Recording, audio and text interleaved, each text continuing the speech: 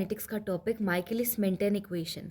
तो ये इक्वेशन बहुत इंपॉर्टेंट है। इसकी डेरिवेशन जो है वो क्लास 11-12 के पेपर में और उसके साथ साथ इसकी डेरिवेशन आपके जो ये ग्रेजुएशन के एग्ज़ाम होते हैं उसमें भी आती है। तो इसमें देखो, जैसे हमने मान लिया हमारे पास में ना ये इक्वेशन है कि हमारे पास ये एक एंजाइम था ई, जिसने सबस्ट्रेट एस के साथ कंबाइन करके क्या बना लिया, एंजाइम सबस्ट्रेट कॉम्प्लेक्स। और उसने फिर फर्दर क्या बनाया कि एंजाइम रीजनरेट हो गया और प्रोडक्ट बन गया। ठीक है।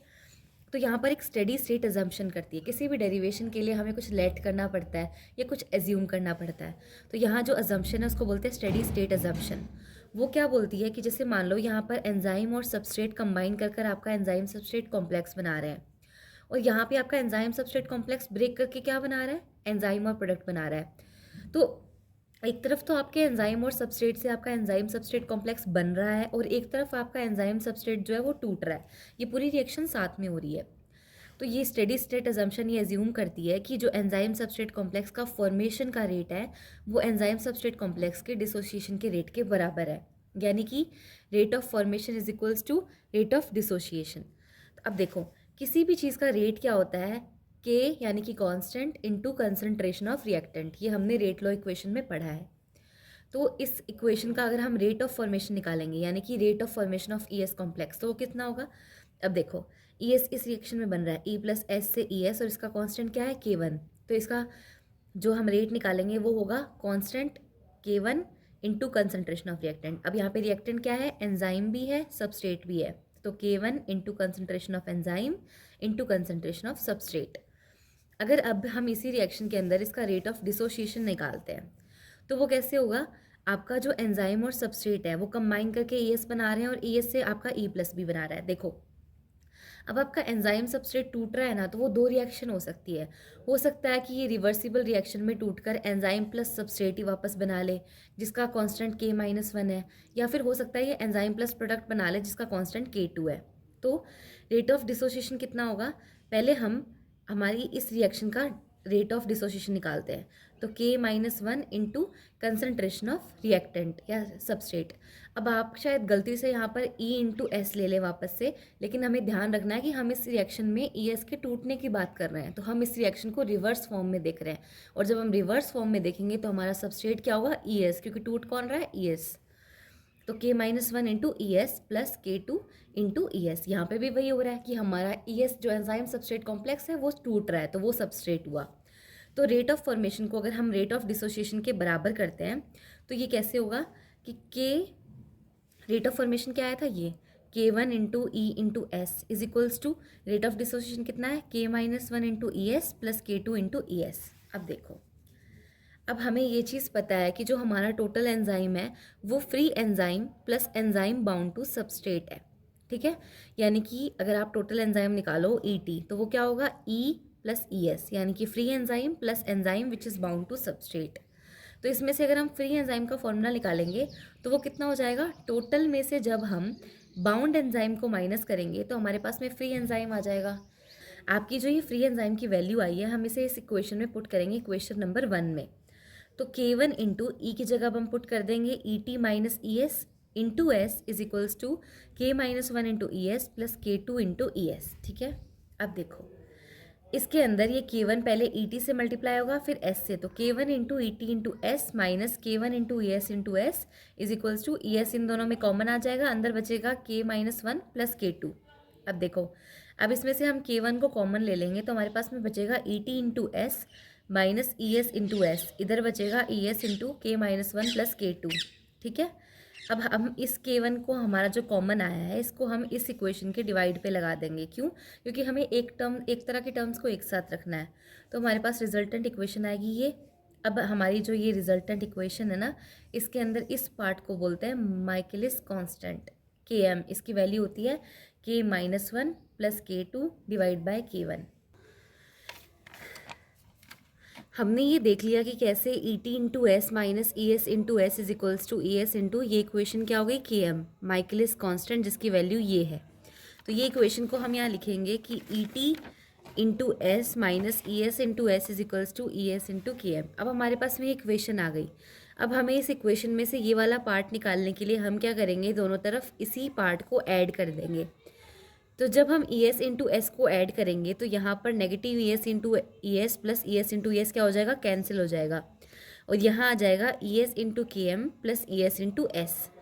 तो ये हो गया E T into S is equals to, इन दोनों में से ई एस कॉमन आ जाएगा, अंदर बचेगा के एम प्लस एस। ये हमारे पास में एक इक्वेशन हो गई। तो जैसे हमने स्टेडी स्टेट अजम्पशन की थी ना, वैसे एक और इक्वेशन होती है कि किसी भी रिएक्शन की वेलोसिटी वी नॉट जो होगी वो के टू इंटू ई एस, यानी कि एंजाइम सबस्ट्रेट कॉम्प्लेक्स की कंसनट्रेशन। तो यहाँ से ई एस की वैल्यू कितनी आ जाएगी, वी नॉट अपॉन के टू। इस इक्वेशन को अब हम इसमें यूज़ करेंगे। इस इक्वेशन को पहले हम लिखते हैं as it is, E T into S is equals to E S into K M plus S. ठीक है, यहाँ से अगर अब आप ई एस की वैल्यू निकालते हो, क्योंकि हमें इसकी वैल्यू मिली है ना एक और इक्वेशन से, तो अब हम इसे पुट करेंगे। तो ई एस की वैल्यू क्या आ जाएगी, ई एस की वैल्यू आ जाएगी ये वाला पार्ट यहाँ नीचे इसके डिवाइड में आ जाएगा, ई T into S divide by के एम प्लस एस। अब जो ये हमारे पास में ये ई एस की वैल्यू आई है, इसको हम किसके इक्वल कर देंगे, V naught by K two K, जो इक्वेशन हमने निकाली थी अभी। तो V naught by K two equal to E T into S upon K M plus X. अब हम इसको दोनों साइड्स पे के टू से मल्टीप्लाई कर देंगे, के टू। अगर हम यहाँ मल्टीप्लाई करेंगे तो के टू से के टू क्या हो जाएगा, कैंसिल, तो हमारे पास में बचेगा वी नॉट। और यहाँ क्या हो जाएगा, ये जब हम इस पूरे पार्ट को के टू से मल्टीप्लाई करेंगे तो के two into E T into S upon K M plus S. अब देखो, अब हमारे पास में एक कॉन्सेप्ट होता है मैक्सिमम वेलोसिटी का। वो कॉन्सेप्ट क्या बोलता है, देखो, वी मैक्स का, मैक्सिमम वेलोसिटी का।